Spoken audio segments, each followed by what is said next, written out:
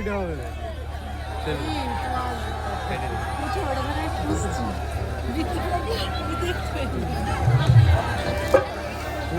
तुझे देखा तो ये जाना सनम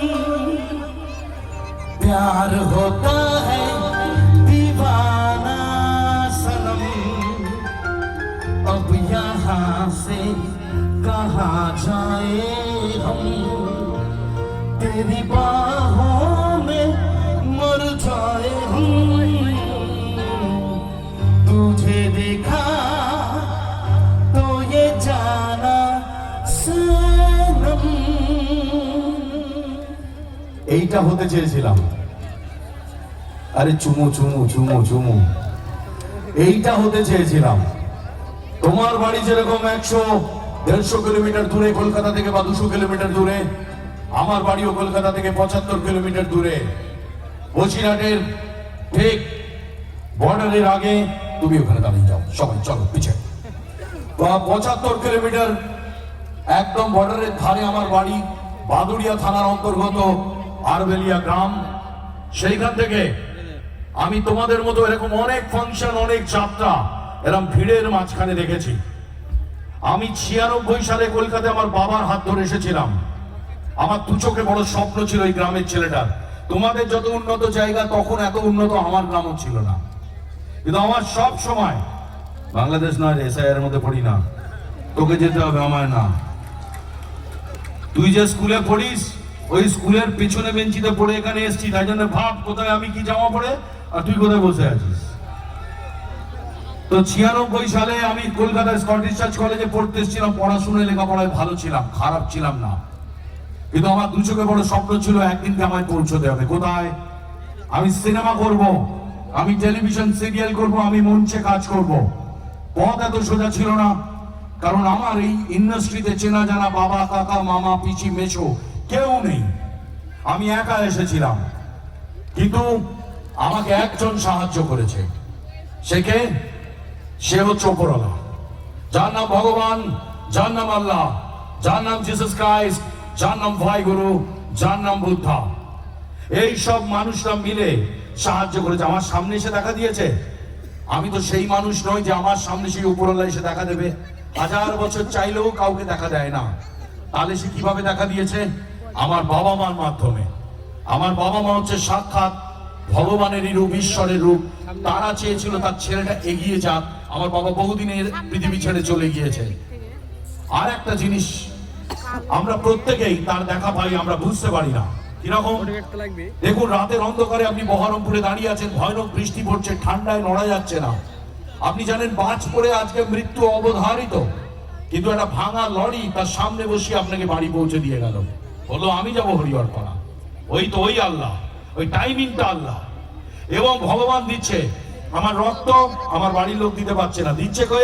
দিচ্ছে আমতলার কেউ আমার প্লেটলেটস দরকার কে দিচ্ছে ডোমকলের কেউ আমার কিডনি দরকার দিচ্ছে কে দেহট্ট থেকে কেউ তাহলে আমার লোক কোথায় বসে আছে দূরে বসে আছে কে সৃষ্টি করেছে ওপরওয়ালা না হলে ভাবুন রাত্রি 10:30টার সময় এই মাটির মধ্যে ভিজে মাটি এবং গা ঘেঁষাঘেঁষি করে আপনারা ঠিক করেছেন আমাকে আগামী কিছুটা সময় দেবেন ওষুধ খাবার টাইম হয়ে গিয়েছে পেটেতে খিদে রয়েছে বাড়িতে গিয়ে ডিনার করবেন বা বাড়ির বয়স্ককে বলেছেন আজকে পারবো না যখন আসবো তখন খাওয়া হবে তাহলে আমার ভগবান আল্লাহ জিসাস ক্রাইস্ট সাক্ষাৎ রূপ আপনারা আমি আপনাদের পায়ে প্রণাম করি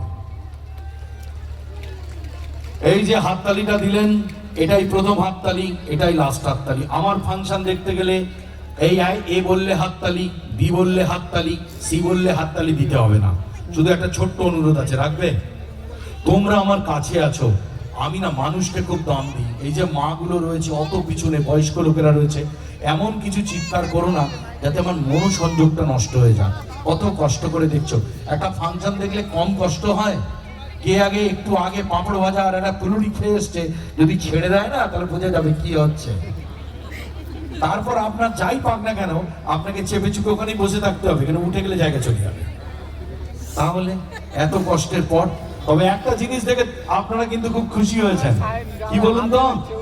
সামনে থেকে আমি দেখতে আরো সুন্দর, বলো তো? আমি তো নায়ক হতে এসেছিলাম, শুধু চুলটা একটু কমে গেছে। আমি নায়ক হতে এসেছিলাম, আর আমি নায়ক হবো না কেন? আমি উত্তম কুমারকে দেখে বড় হয়েছি, প্রসেনজিৎ চ্যাটার্জিকে দেখে বড় হয়েছি, চিরঞ্জিতকে দেখে, মিঠুন চক্রবর্তীকে দেখে, তাপস পাল তার মতো আমার গাল। কিন্তু নায়ক আমার হওয়া হলো না, কারণ এইটা আমার কমলো না। আর আমি খেতে খুব ভালোবাসি, খাওয়ার উপর কোনো জিনিস নেই। এই যাওয়ার সময় এখনই ভাবছি কৃষ্ণনগরে রাত্রিরে কি খাবো আজকে। যাওয়ার সময় মিষ্টি কিনে নিয়ে যাব, তারপরে তোমাদের এখানে ছানা পোড়া, সেটাও অসাধারণ। তো কিন্তু অনুষ্ঠান করতে গেলে কিছু একটা করতে হয়, তাই অনুষ্ঠান আমি একসময় ভেবেছিলাম গায়ক হব। কেন? কারণ বাংলা ফিল্ম ইন্ডাস্ট্রি যে আমাকে এতটা জায়গা দেবে, এত বছর ধরে রেখে দেবে একটা সাধারণ বাড়ির ছেলেকে, এ আমি স্বপ্নেও ভাবিনি। 25টা বছর কাটিয়ে দিলাম 2000 সালে। আমি 1 জুন 2000 সালেতে প্রথম শুটিং করেছিলাম, টাকা পেয়েছিলাম প্রফেশনাল অ্যাক্টিং। আর এই 2025-এর 1 জুন এই উপরওয়ালা আমাকে দুকুল ভরিয়ে দিয়েছে। আমার কোনো অভিযোগ নেই পৃথিবী সম্পর্কে এবং এই বেঁচে থাকা সম্পর্কে।